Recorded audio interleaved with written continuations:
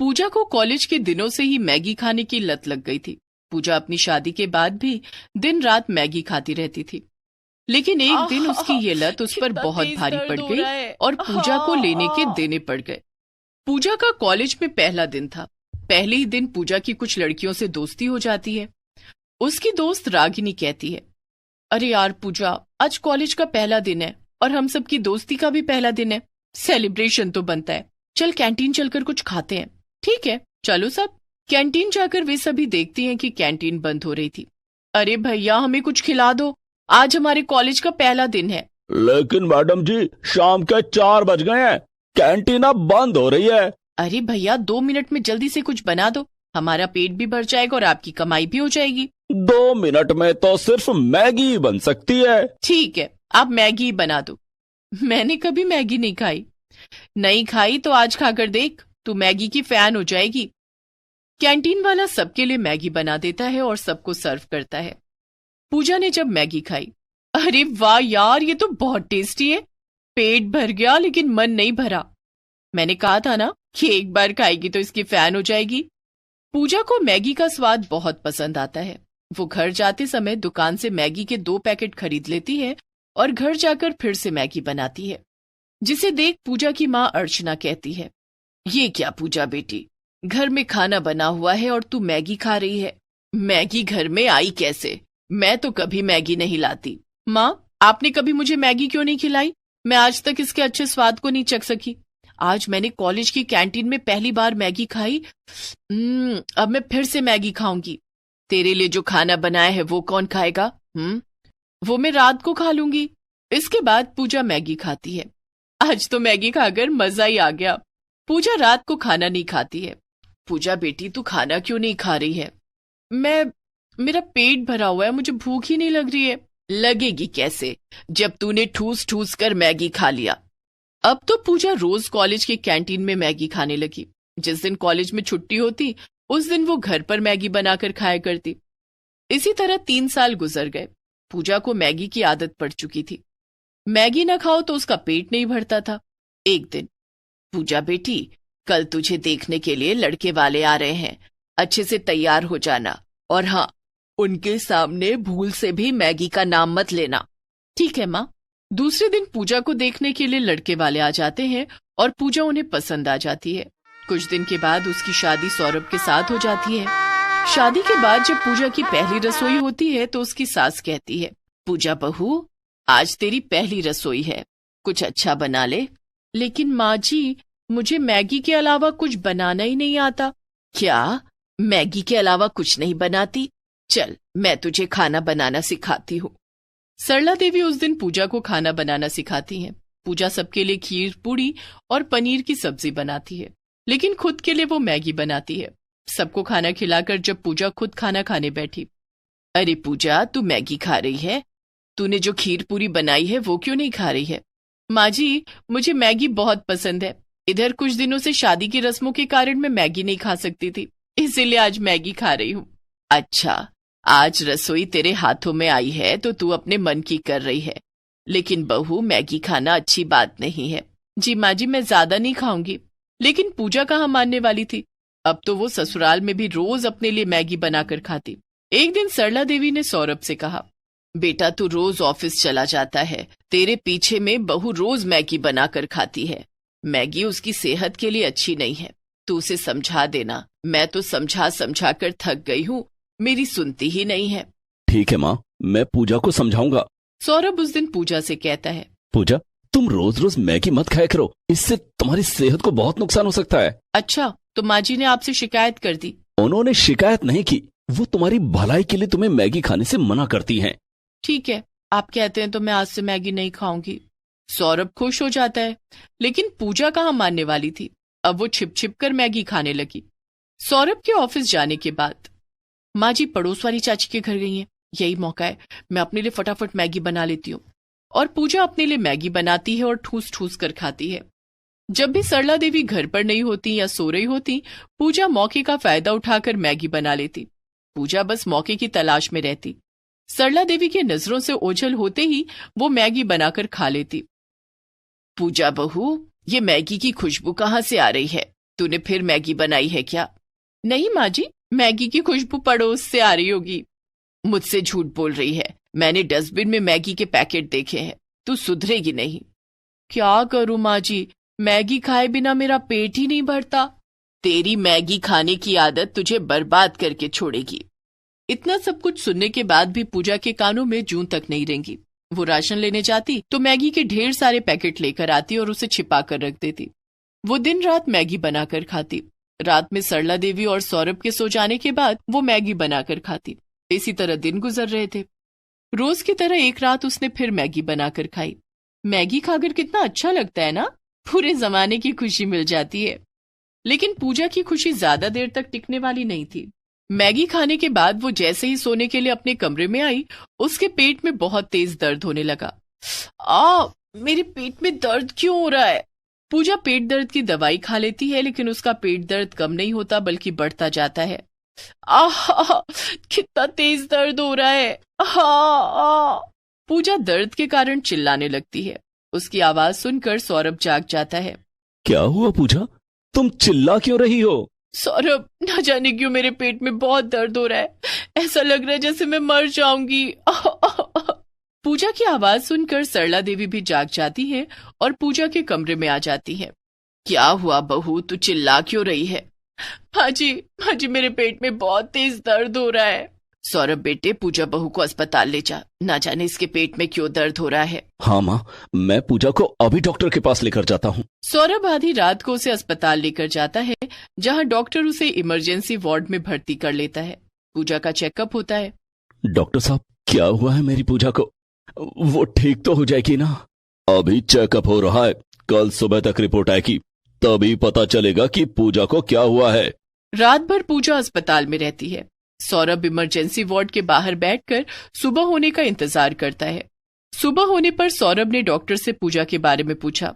Doctor, पूजा की reports आ गई, कुछ पता चला पूजा को क्या हुआ है?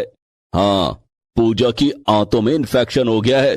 पूजा मैगी बहुत ज्यादा खाती है क्या? हाँ डॉक्टर साहब, ये सब मैगी खाने के कारण हुआ है। अगर इन्होंने मैगी खाना बंद नहीं किया तो इनकी आंतें सड़ जाएंगी, फिर इनका बचना बहुत मुश्किल हो जाएगा। मैं कुछ दवाइयां दे रहा हूँ, इन्हें समय समय पर खिलाते रहना और ध्यान रहे इन्हें मैगी मत खाने देना। अब आप इन्हें घर ले जा सकते हैं। पूजा उस समय होश में थी और डॉक्टर की सारी बातें उसने सुन ली थी। थोड़ी देर के बाद सौरभ पूजा को घर ले आता है। आ गया बेटा, पूजा बहू की फिक्र में मैं रात भर नहीं सोई। क्या हुआ है मेरी बहू को? डॉक्टर ने क्या कहा? डॉक्टर ने कहा है ये सब मैगी खाने के कारण हुआ है। पूजा को अब मैगी बिल्कुल नहीं खानी है। सौरभ ने पूजा को सहारा देकर बिस्तर पर लिटाया। पूजा, अभी तुम आराम करो, नाश्ता करने के बाद तुम्हें दवाई खानी है। बेटा, मैं पूजा बहू के लिए खिचड़ी बनाकर लाती हूँ। सरला देवी पूजा के लिए खिचड़ी बनाकर लाती हैं और उसे अपने हाथों से खिलाती है, जिसके बाद सौरभ उसे दवाई खिलाता है। कुछ दिन के बाद पूजा की तबीयत बिल्कुल ठीक हो जाती है, जिसके बाद पूजा सौरभ और सरला देवी से माफी मांगती है। सौरभ, माँ जी, मेरी मैगी खाने की वजह से आप दोनों को काफी परेशानी उठानी पड़ी।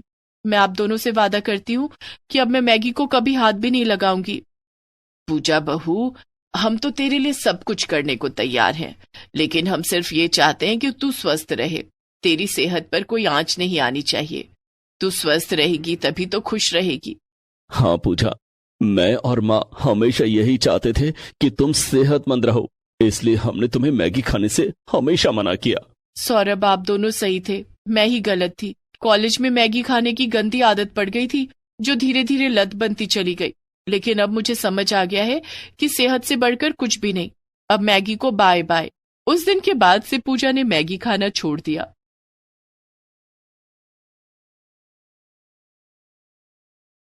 कामिनी कल्याणी देवी की इकलौती बेटी थी। कल्याणी देवी शहर की सबसे अमीर औरतों में से एक थी, लेकिन कामिनी को एक गरीब लड़के से प्यार हो जाता है और वो कल्याणी देवी की मर्जी के खिलाफ जाकर उससे शादी कर लेती है। कामिनी और अमन एक साथ एक ही कॉलेज में पढ़ते थे। अमन पढ़ने में काफी तेज था। वो पढ़ाई में कामिनी की मदद भी करता। अमन, देखो ना, इस सवाल का हल ही नहीं मिल रहा। यहाँ बैठो, देखो इस सवाल का हल यहाँ है, मैंने बना लिया है। तुम इसे पढ़ लो और समझ में ना आए तो कॉपी घर ले जाकर अच्छे से पढ़ लेना। अमन का शांत और सरल स्वभाव कामिनी को बहुत अच्छा लगता था। अमन कितना अच्छा लड़का है ना, जी चाहता है कि हमेशा इसी से बातें करती रहूं। कामिनी हर वक्त अमन के साथ रहती। धीरे धीरे कॉलेज की पढ़ाई पूरी हो गई। एक दिन, कॉलेज की पढ़ाई पूरी हो गई है, अब मैं अमन से कैसे मिलूंगी? मैं उससे मिले बिना नहीं रह सकती। कहीं मुझे अमन से प्यार तो नहीं हो गया? कामिनी को एहसास हो जाता है कि वो अमन से प्यार कर बैठी है। कॉलेज के आखिरी दिन, अमन, मुझे तुमसे कुछ कहना है। हाँ बोलो कामिनी, क्या बात है? अमन, मैं तुमसे बहुत प्यार करती हूँ और तुम्हारे बिना नहीं रह सकती। क्या तुम मुझसे शादी करोगे? ये तुम क्या कह रही हो कामिनी? तुम तो जानती हो ना कि हमारे बीच अमीरी और गरीबी की कितनी गहरी खाई है। तुम्हारी माँ शहर की सबसे अमीर औरत है, करोड़ों का बिजनेस है उनका, और मेरे पापा मामूली से टैक्सी ड्राइवर। वो सब मैं कुछ नहीं जानती। मैं आज ही माँ से हमारी शादी की बात करूंगी। जैसी तुम्हारी मर्जी।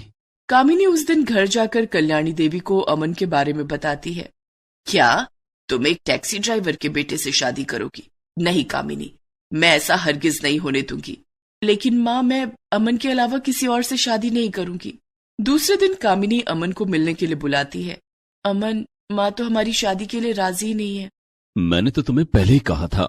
चलो हम लोग मंदिर में जाकर शादी कर लेते हैं। नहीं कामिनी, ये गलत है। अगर तुमने मुझसे शादी नहीं की तो मैं जहर खाकर अपनी जान दे दूंगी। कामिनी, ऐसा कुछ मत करना। कामिनी की जिद के आगे अमन को झुकना पड़ता है और दोनों एक मंदिर में जाकर शादी कर लेते हैं। शादी के बाद कामिनी अमन के साथ अपने घर आती है। अब यहाँ क्या करने आई हो? इस गरीब से शादी करके तुमने हमारे खानदान की नाक कटवा दी। चली जाओ यहाँ से। चली जाऊंगी माँ, लेकिन क्या आप हमें आशीर्वाद भी नहीं देंगी? कल्याणी देवी ने मुंह फेर लिया और गुस्से में पैर पटकती हुई वहां से चली गई। चलो कामिनी, अपने घर चलते हैं। कामिनी अमन के साथ ससुराल आ जाती है।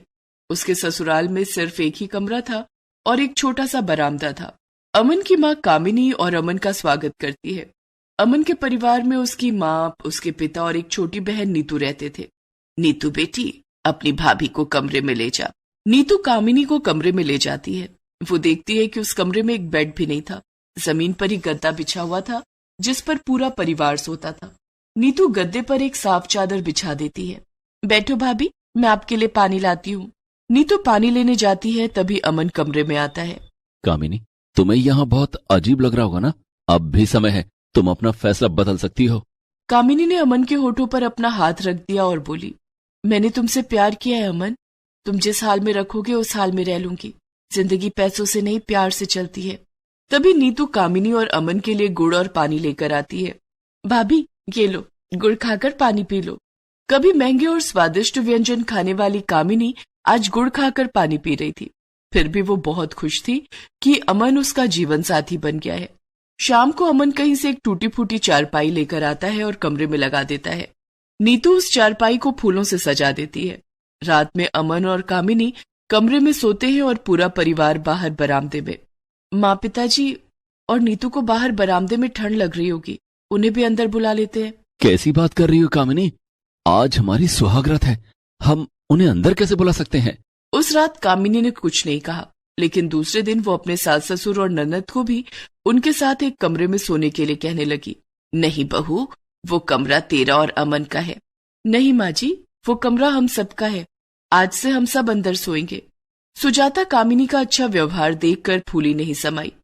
लगता नहीं है कि तू इतने अमीर परिवार से आई है। माँ जी, अमीर और गरीब कुछ नहीं होता।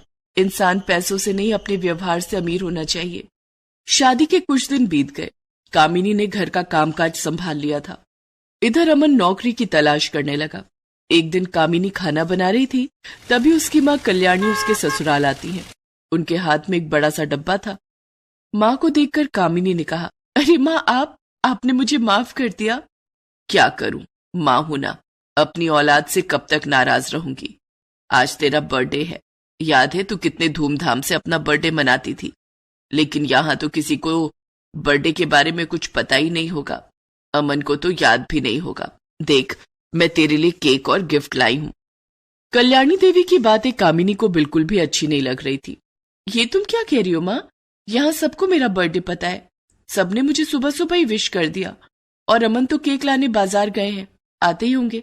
तुम बैठो, मैं तुम्हारे लिए पानी लाती हूँ। नहीं नहीं, तुम्हें तो पता है मैं गंदी जगहों पर पानी नहीं पीती। तुम ये केक काट कर अपना जन्मदिन मना लेना, मैं चलती हूँ। अरे समधन जी, थोड़ी देर बैठिए फिर चले जाइएगा। माना कि हम लोग गरीब हैं, लेकिन इतने भी गरीब नहीं कि घर आए मेहमान को चाय पानी भी ना पिला सके। मैं आपके लिए बाहर से बोतल वाले पानी मंगवा देती हूँ। नहीं नहीं, बस रहने दीजिए, मैं चलती हूँ, मुझे जरूरी मीटिंग में जाना है। कल्याणी देवी घर से बाहर निकल रही थी, तभी अमन उन्हें दरवाजे पर मिल गया। कल्याणी देवी ने देखा कि अमन के हाथ में कागज का टुकड़ा था। अरे माँ जी, आप? तुम तो केक लाने गए थे ना? केक? मैं कुछ समझा नहीं। लेकिन मैं सब समझ गई। कल्याणी देवी वहां से चली जाती है। अमन घर के अंदर आता है। कामिनी, आज तुम्हारा बर्थडे है क्या? हाँ भैया, आज भाभी का बर्थडे है और भाभी ने हमें बताया भी नहीं। सॉरी कामिनी, मुझे याद ही नहीं था। कोई बात नहीं अमन, मेरा नया जन्म तो उस दिन हुआ था जिस दिन हमने शादी की थी। मेरी बहू बड़ी समझदार है। उस दिन नीतू खीर बनाती है और सब कामिनी का बर्थडे मनाते हैं। अमन दूसरे दिन भी नौकरी की तलाश में जाता है, लेकिन उसे कहीं नौकरी नहीं मिलती। काफी दिन ऐसे ही गुजर जाते हैं। एक दिन अमन के पिता अरविंद का एक्सीडेंट हो जाता है और उसमें उनकी मौत हो जाती है। एक्सीडेंट में कार भी बुरी तरह से टूट जाती है। अब कामिनी के ससुराल वालों पर दुखों का पहाड़ टूट पड़ता है। वे लोग दाने दाने को मोहताज हो रहे थे। कल्याणी देवी को इस बात का पता चलता है तो वे कामिनी के घर आती हैं और अपने साथ खाने पीने का सामान भी लाती हैं। देखो कामिनी, तुम चाहो तो मैं तुम्हारे पति को नौकरी पर रख सकती हूँ। कामिनी खुश हो जाती है। सच माँ? हाँ, मेरा ड्राइवर कल से छुट्टी पर जा रहा है। अमन से कह दो कल से मेरी गाड़ी चलाए।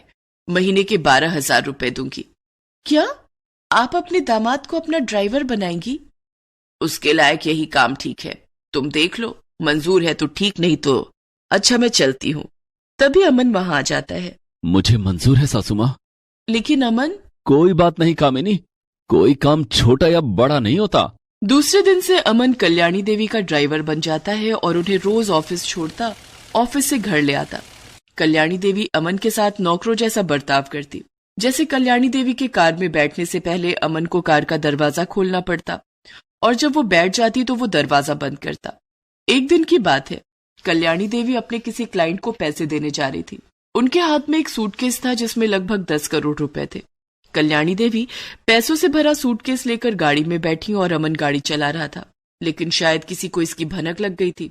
कुछ गुंडों ने कल्याणी देवी की गाड़ी घेर ली और कल्याणी देवी पर बंदूक तान दिया। बुढ़िया, चुपचाप सूटकेस मेरे हवाले कर दे, नहीं तो भेजा उड़ा दूंगा। तभी अचानक से अमन ने उन गुंडों पर हमला कर दिया। उसकी बंदूक दूर जा गिरी। अमन अकेला था और गुंडे काफी थे। अमन अकेला ही उनसे मुकाबला करने लगा। इसी बीच मौका पाकर कल्याणी देवी ने पुलिस को फोन किया। थोड़ी देर में पुलिस आ गई और गुंडों को पकड़ लिया। अमन लहूलुहान हो चुका था। कल्याणी देवी उसे अस्पताल लेकर गई और उसका इलाज करवाया। पुलिस की तफ्तीश में पता चला कि कल्याणी देवी पर उनके मैनेजर ने ही हमला करवाया था, जिसके बाद कल्याणी देवी ने अपने मैनेजर को नौकरी से निकालकर अमन को अपना मैनेजर रख लिया। उसे रहने के लिए बंगला भी दिया। मुझे माफ कर दे कामिनी बेटी, तूने सचमुच अपने लिए हीरा तलाशा है। आज से मेरा सारा बिजनेस तुम दोनों का है। अब तुम दोनों इसे संभालो और मुझे आराम करने दो। Please subscribe this channel.